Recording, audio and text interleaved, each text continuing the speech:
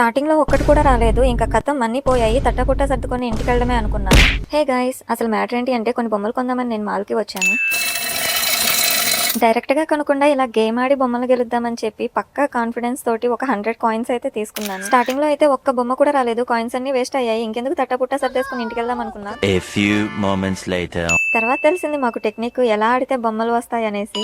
ఇంకా ఫటాఫట్ దాని ఉన్న కాయిన్స్ అన్నిటితోటి గేమ్స్ ఆడేశాను. కానీ టెక్నిక్ తెలవడానికి ముందే సగం కాయిన్స్ అయిపోయాయి. ఇలా బొమ్మలన్నీ దాంట్లో పడుతూ ఉంటే నాకైతే చాలా హ్యాపీగా అనిపించింది. ఇవన్నీ నా కోసమైతే కాదు. ఈ మధ్య మా సిస్టర్‌కి ఒక చిన్న బేబీ పుట్టింది. సో, ఆ లిటిల్ ప్రిన్సెస్‌కి టాయ్స్ పంపిద్దామని చెప్పి ఈ టాయ్స్ అన్నీ నేను కలెక్ట్ చేస్తున్నాను. నాకైతే ఈ షాప్ చాలా బాగా నచ్చింది. టాయ్స్ అన్నీ భలే క్యూట్‌గా ఉన్నాయి. గేమ్ ఆడి గెలిచిన తర్వాత మనకి చిన్న చిన్న బొమ్మలు వద్దు అనుకుంటే ఇక్కడ చూపిస్తున్నటువంటి పెద్ద బొమ్మలతో కూడా ఎక్స్‌చేంజ్ చేసుకోవచ్చంట. నేనైతే నా బొమ్మల్ని ఎక్స్‌చేంజ్ చేయలేదు. క్యూట్‌గా ఉన్నాయని చెప్పి వీటికే ఫిక్స్ అయిపోయాను. దానికి పెట్టిన డబ్బులైతే అస్సలు వేస్ట్ అవ్వలేదు. ఇంకా దానికి డబలే వచ్చింది. ఇంకా ఇలాంటి మరిన్ని ఇంట్రెస్టింగ్ వీడియోస్ కోసం మన ఛానల్ మీరు సబ్స్క్రైబ్